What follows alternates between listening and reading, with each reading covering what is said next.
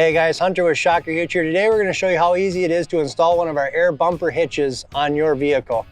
Step one, when you pull your hitch out of the box, you just want to let the excess air out of the airbag so it's easier to slide into the receiver. All you do is the Schrader valve here, just take the cap off. You can use a pin or your pin or something sharp just to push in on the center core. Push down on the airbag to let all the excess air out. Pull your pin and then lift your hand off the bag. That's going to give us extra room here so we're able to clear underneath the receiver a lot easier so it slides in. Now that you've let the excess air out of the airbag, now we move to step two, which is just sliding the hitch into the receiver. This one here that we've got has a 2-inch receiver on the pickup. So all we do, slide it in. And as you'll notice, the airbag is going to slide underneath your receiver. You will pick your desired hole. Our shanks do have 2 holes on them just for possible clearance issues with a spare tire or something like that back there. This one here, I have it in the first hole as we don't have any issues with any clearance back here for the spare tire or anything like that. Slide your pin in. Make sure you put your safety pin in. And you're set to go and get ready to hook up. On some model pickups on the road, the safety chain hooks actually wrap around the receiver and have a lip on the bottom. On those models, our airbag paddle will sit up against that lip and be perfectly fine. Some model pickups do not have that lip on the bottom, which possibly can allow our airbag to overextend on the rear. How we fix that is by installing our spacer block.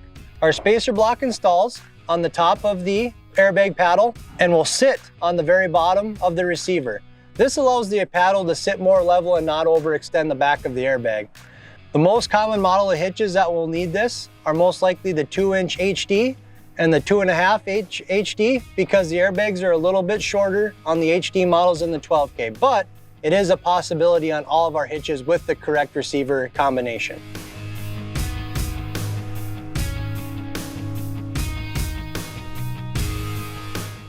Now that your hitch is installed, now we move to step 3, which is hooking it up to the trailer. You're going to want to make sure that you got your ball attachment set to the height that you're needing to make sure the trailer is pulling level. Our hitches come with 8 adjustment holes on the side, which allows you to adjust your attachment up and down to whatever trailer you're pulling so it pulls level down the road. All you do is pull these 2 pins, move your attachment up and down, put the 2 pins back in, and you're ready to go. We preset this one for this trailer, so no need for us to adjust it right now. So now we're going to drop the trailer on the ball. So just lower in your jack. And what you will tell is when the trailer is dropping on the ball, our hitch is going to move forward. This main frame is going to get pushed towards the trailer.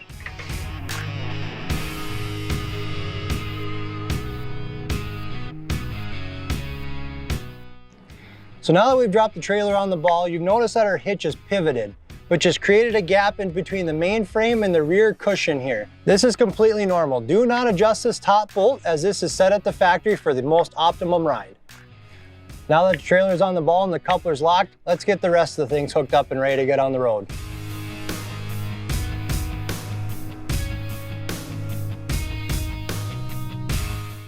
So now that we've got the trailer completely hooked up, we move to step 4, which is setting the hitch with your air. Make sure you do this when your trailer is loaded and you're ready to hit the road. So now what you want to do is grab your air source. Today we just got a little handheld pump. You can use a standard compressor. There's a bunch of these handheld pumps on the market. So what you do, take your end, take the cap off the Schrader valve over here. Set that up there for reinstall when we're done.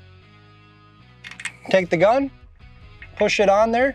Now what you're going to do is you're going to fill this up just until this main frame starts touching this rear cushion towards the pickup.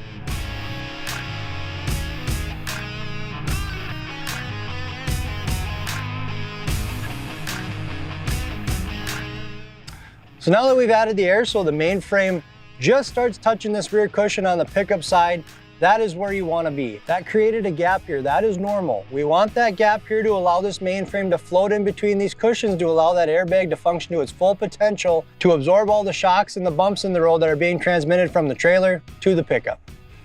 Now that we're adjusted properly and the air is set, we're ready to hit the road. Just a couple side notes.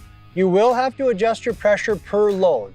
If you add weight later on, it will push down on this ball more, which will create a gap, which means you'll have to add air. If you take weight off, that air pressure might become too much and compress this back cushion, which means you might have to take air out. Now that you're hooked up and the hitch is set properly, now it's time to hit the road. So your last step is to do your trailer check. Check your lights, check your tires, make sure everything is working properly, and it's your time to be smooth on the road.